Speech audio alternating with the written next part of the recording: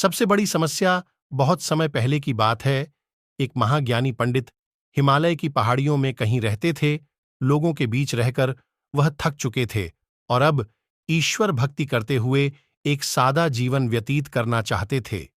लेकिन उनकी प्रसिद्धि इतनी थी कि लोग दुर्गम पहाड़ियों, सकरे रास्तों, नदी झरनों को पार करके भी उससे मिलना चाहते थे। उनका मानना था कि यह विद्वान उनकी हर समस्या का समाधान कर सकता है। इस बार भी कुछ लोग ढूंढते हुए उसकी कुटिया तक आ पहुंचे। पंडित जी ने उन्हें इंतजार करने के लिए कहा। 3 दिन बीत गए। अब और भी कई लोग वहां पहुंच गए।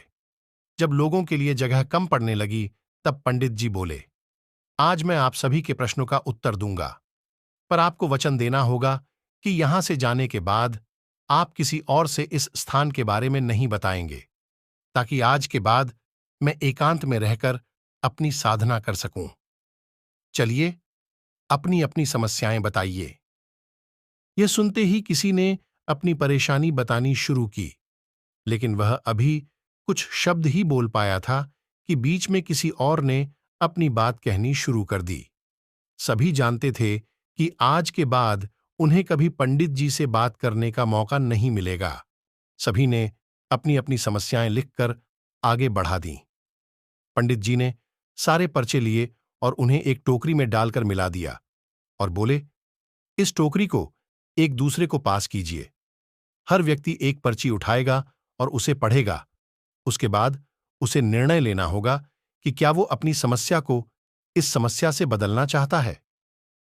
सबका यही सोचना था कि उनकी अपनी समस्या चाहे कितनी ही बड़ी क्यों ना हो, बाकी लोगों की समस्या जितनी गंभीर नहीं है। 2 घंटे बाद सभी अपनी अपनी पर्ची हाथ में लिए लौटने लगे।